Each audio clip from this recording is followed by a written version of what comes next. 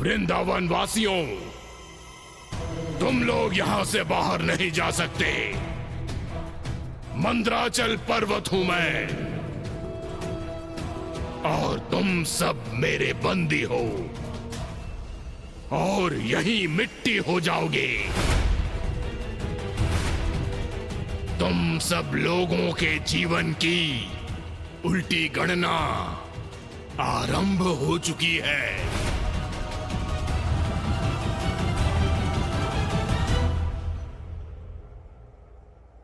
हे पर्वतराज, हमने आपका कोई अहित नहीं किया, बल्कि आपकी पूजा की है। फिर आपकी हमसे क्या शत्रुता है? मेरी शत्रुता तुम लोगों से नहीं है, शत्रुता है उस हरि से, और उसका अंत करके मैं अपना प्रतिशोध लूंगा। यदि आपकी हमसे कोई शत्रुता नहीं तो हम सबको अपने बंधन से मुक्त कीजिए। तुम लोगों का अपराध यह है कि तुम मेरे शत्रु विष्णु के भक्त हो। जब तक मैं उसके भक्तों को मारूंगा नहीं, तब तक मेरा प्रतिशोध पूरा कैसे होगा? कल सूर्यास्त होने तक तुम लोगों की प्राणवायु समाप्त हो जाएगी और बिना प्राणवायु के तुम लोग जीवित कब तक रहोगे?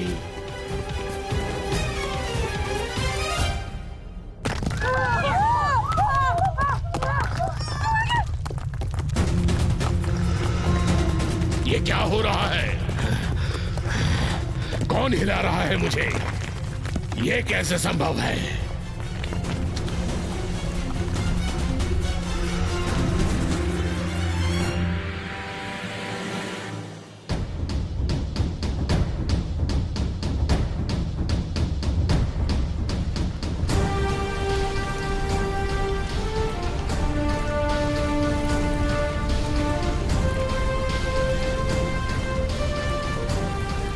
बलराम के पल के सम्मुख कोई कितने देर तक टिक सकता है?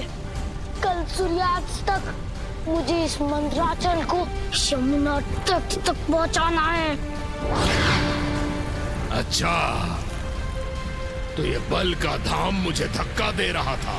अब मैं भी देखता हूं कि ये मुझे लेकर कहां जाता है।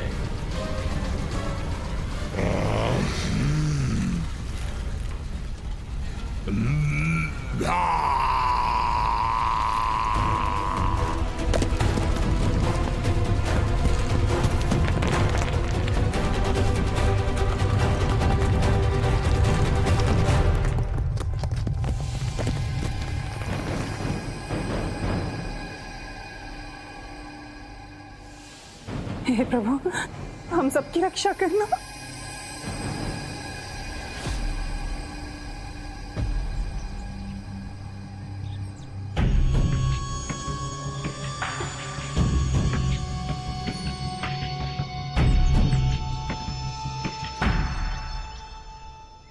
ये अचानक से क्या हो गया?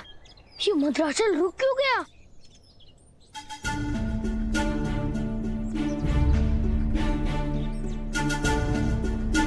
प्रभु,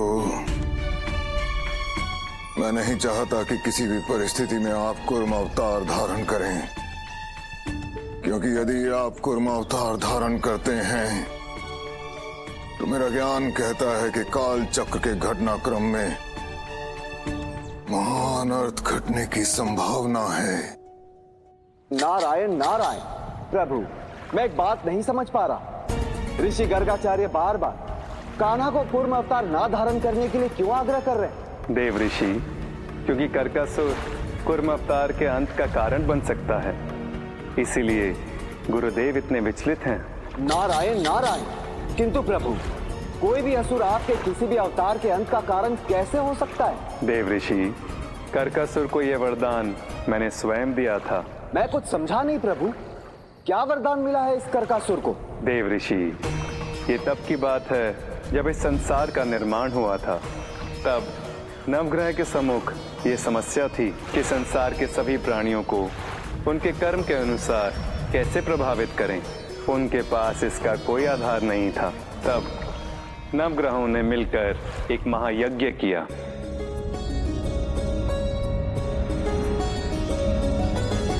जग की व्यवस्था स्थिर करने, जग की व्यवस्था स्थिर करने, नवग्रह चले राशियां गढ़ने।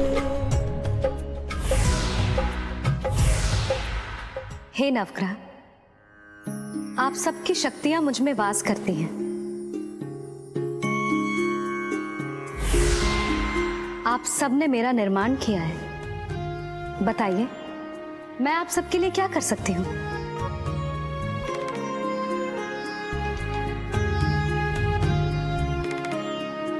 देवी, इस संसार के सभी प्राणियों को उनके कर्म के अनुसार प्रभावित करने के लिए आपको हमारा आधार बनना होगा। आपका नाम राशि होगा और आप इस संसार के प्रत्येक मनुष्य के नाम के साथ जुड़ी रहेंगी और प्रत्येक मनुष्य के व्यक्तित्व पर उनके नाम की राशि अर्थात आपका प्रभाव होगा। देव ऋषि, इस प्रकार से सब प्राणियों के जीवन की राशि निर्धारित हुई। किसी की तुला राशि तो किसी की मकर राशि, और इस प्रकार अन्य राशियों का भी निर्धारण हुआ। नारायण नारायण, किंतु प्रभु, इसका कर्कासुर से क्या संबंध है? देव ऋषि, सभी राशियों में एक राशि होती है कर्क राशि। हाँ प्रभु। देव ऋषि, इस कर्क राशि का संबंध कर्कासुर से है। कर्कासुर से? किंतु कैसे प्रभु? देव ऋषि, जब राहुत के अमृत में रक्त से कर्कासुर का निर्माण हुआ था और वो अजय कर्कासुर संसार में अपना आधिपत्य स्थापित करना चाहता था, तब मैंने सुदर्शन चक्र चलाकर कर्कासुर को अनेक भागों में विभाजित कर दिया था। तब से वो कर्कासुर शक्तिहीन होकर एक छोटे से कर्क के रूप में पाताल में रहने लगा था। तब एक दिन उसे इस बात का ज्ञात हुआ कि लोगों के जीवन में ग्रह नक्षत्रों का अत्यंत प्रभाव होता है और यदि उन सभी प्रभावों को कोई नियंत्रित कर सके तो उसका पूर्ण संसार पर आधिपत्य हो सकता है। और इसी उद्देश्य से वो ब्रह्मदेव की घोर तपस्या करने लगा। ओम ब्रह्माय नमः। ओम ब्रह्माय नमः। कर्कासुर, हम तुम्हारी वर्षों की कठिन तपस्या से प्रसन्न। बोलो वत, तुम्हें क्या वर चाहिए? हे ब्रह्मदेव, यदि आप सचमुच मेरी भक्ति से प्रसन्न हैं, तो मुझे वरदान दीजिए। इस संसार के समस्त प्राणियों के जीवन को निर्धारित करने वाली राशि से मेरा विवाह हो जाए। कर्कासुर, किसी स्त्री का विवाह करना उसकी अपनी इच्छा पर निर्भर करता है। यह उसकी स्वतंत्रता है, यह उसका अधिकार है। इसलिए यदि देवी राशि तुमसे विवाह करने के लिए सहमत है तो मेरा वरदान अवश्य फलीभूत होगा। ठीक है ब्रह्मदेव, मैं देवी राशि की सहमति से ही उनसे विवाह करूंगा। नारायण नारायण, किंतु प्रभु, ये कैसे संभव हुआ? देवी राशि तो स्वयं माता लक्ष्मी की अवतार है ना प्रभु? हाँ देव ऋषि, ब्रह्मदेव से वरदान मांगकर कर्कासुर ने समस्त संसार के सम्मुख एक बहुत बड़ा संकट उत्पन्न कर दिया था, क्योंकि इस विवाह के कारण देवी लक्ष्मी का एक रूप असुरी हो जाता। इससे केवल मैं ही नहीं अपितु सभी देवी देवता अत्यंत चिंतित थे। हे देवी रूपी राशि, संसार को प्रभावित करने वाली राशि, ग्रह नक्षत्रों का आधार राशि, क्या आपको मुझसे विवाह करने में कोई आपत्ति तो नहीं है? नहीं कर्कासुर, तुमने मुझे ब्रह्मदेव से वरदान में प्राप्त किया है। विवाह से पूर्व मेरी इच्छा पूछी है, मेरे अधिकारों का सम्मान किया है। इसीलिए मैं ब्रह्मदेव का ये वरदान स्वीकार करती हूँ और तुमसे विवाह करने की स्वीकृति देती हूँ।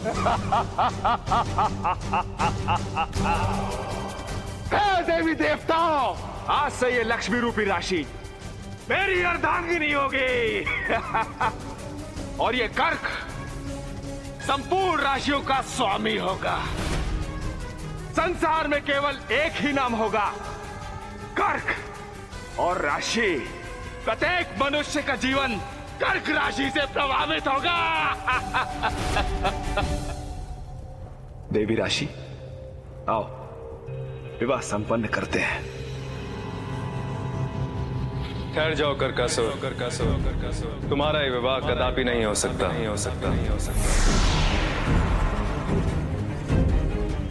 मैं जानता था विष्णु कि तुम अवश्य आओगे, किंतु तुम मुझे राशि से विवाह करने से नहीं रोक सकते।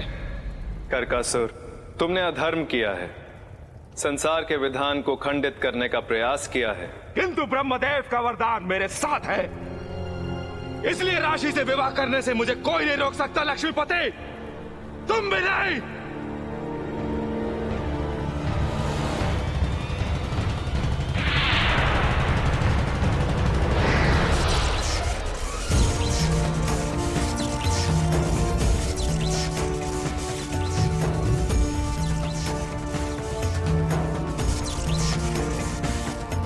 कर्कासुर, अब तुम में इतनी भी शक्ति नहीं है कि तुम ग्रहों की शक्ति से निर्मित इस राशि से विवाह कर सको। विष्णु, ये छल है। तुम ब्रह्मदेव का वरदान खंडित नहीं कर सकते।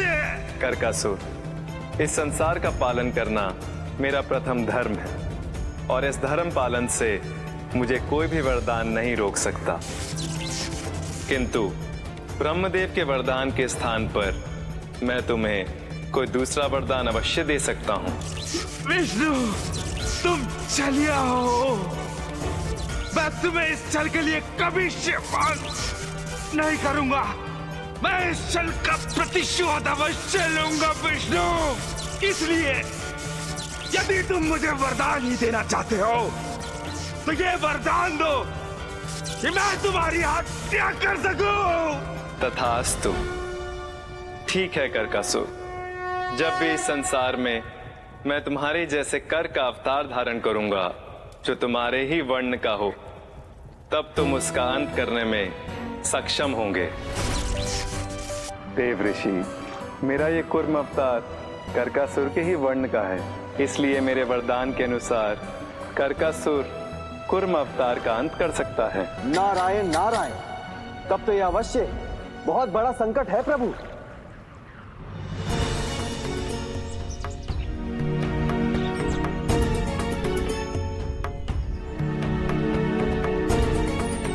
हे वनस्पतियों, हे धरती माता, मेरे वृंदावन वासियों का जीवन संकट में है।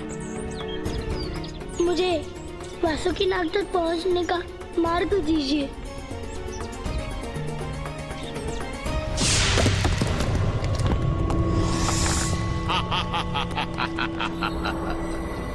बलराम, अब देखता हूँ मैं कि तुम मुझे यहाँ से कैसे लेके जाते हो। मंदराचल, मैं तुम्हें यमुना स्नान करवा कर ही आऊंगा। बलराम, तुम मुझे यहाँ से सूद भर भी नहीं खिसका पाओगे। बहुत दिनों बाद कोई कठिन चुनौती मिली है और ऐसा कभी भी नहीं हुआ कि मैं अपनी चुनौती हार जाऊं।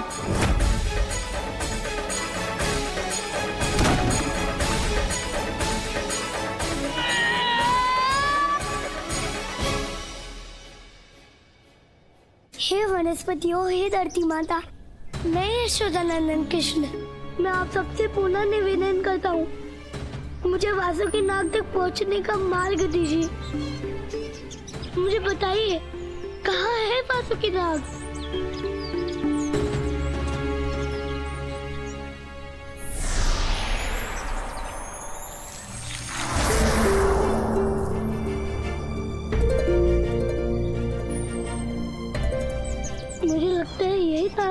वासुकी तक जाने का मार्ग है। धन्यवाद वनस्पतियों, धन्यवाद धरती माता।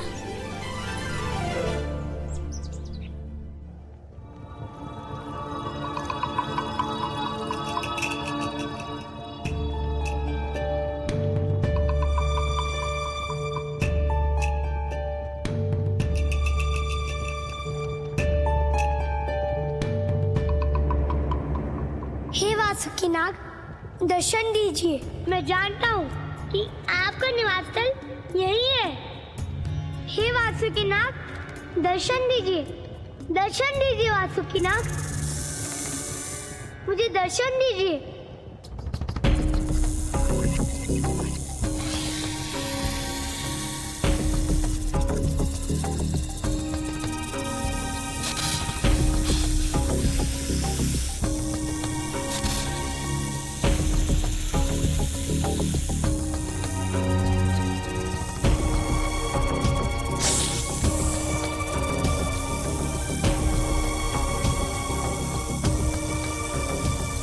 हमारी निंद्रा भंग करने का दुस्साहस किसने किया? कौन हो तुम बालक और यहाँ क्या करने आए हो? हे नागराज, शांत हो जाइए। मैं यशोदा नंदन कृष्ण। यशोदा नंदन कान्हा?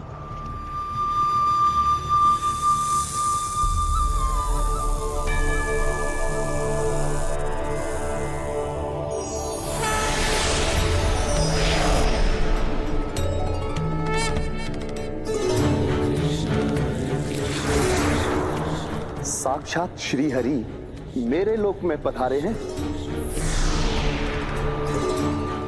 मुझे क्षमा करें प्रभु, मैंने आपको पहचानने में भूल कर दी। मुझे आज्ञा दें प्रभु कि मैं आपकी क्या सेवा कर सकता हूँ।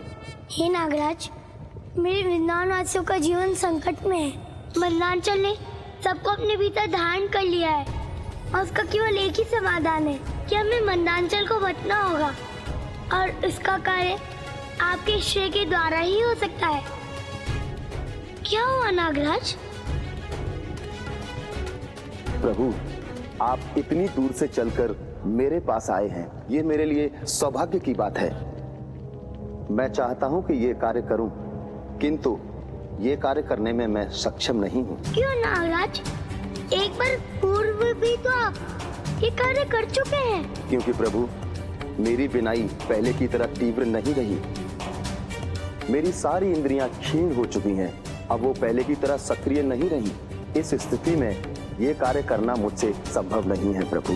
किंतु नागराज, आपके अतिरिक्त इस संसार में कौन है जो मंदांचल को बचने के लिए डोर का कार्य करेगा? प्रभु, आप तो सर्वज्ञ हैं। आपके साथ तो साक्षात शेषनाग हैं, जो समस्त धरती का भार धारण करते हैं। उनके होते हुए भला मेरी क्या आवश्यकता? आपके क्या निकट है? मेरे दाऊ? हाँ प्रभु, शेष अवतार बलराम।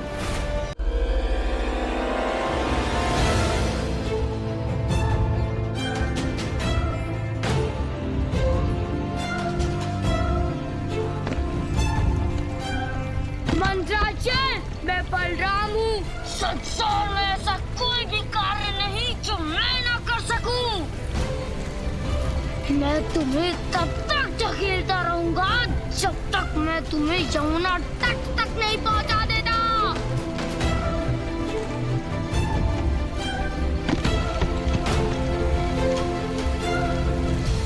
दामोदर जी, ये मंदांचल पर्वत हिल क्यों रहा है? लगता है हमारी मृत्यु का समय निकट है। ये उसी का संकेत है। आप लोग चिंता मत कीजिए, वृंदावन पर आए बाकी सभी संकटों के समान ये संकट भी टल जाएगा। प्रभु पे विश्वास रखिए, सब ठीक होगा। यशोदा दीदी, जब हमने कभी किसी का हित नहीं किया है तो हमारे साथ भी कभी कुछ अहित नहीं होगा। तुम सत्य कह रहे हो कीर्ति, हमने कभी भी धर्म और परोपकार नहीं छोड़ा। तो भगवान विष्णु अवश्य हमारी सहायता करेंगे।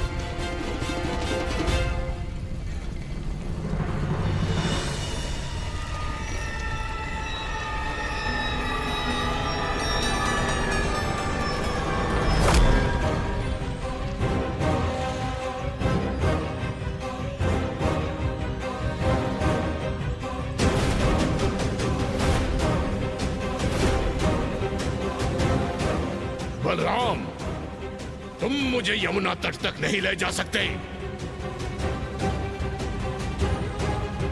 मैं पहले तुम्हारा, उसके बाद तुम्हारे वृंदावन वासियों का अंत यही करूंगा।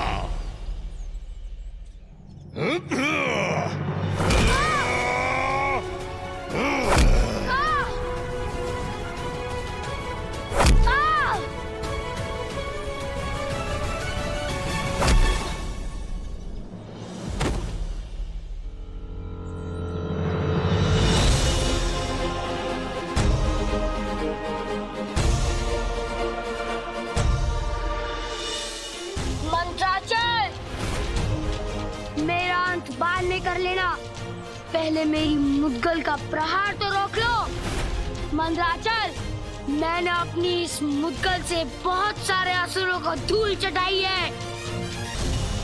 अब तुम्हारी बारी है। बलराम, मैं असावधान था, इसलिए तुम्हारे प्रहार को रोक नहीं पाया। किंतु तुम जानते नहीं हो, मैं पर्वतराज हूँ और मेरे भीतर पत्थरों जैसा बल है। तुम कान्हा के सबसे प्रिय हो ना, इसीलिए सबसे पहले तुम्हें दंडित करके मैं उस कान्हा से अपना प्रतिशोध लूंगा।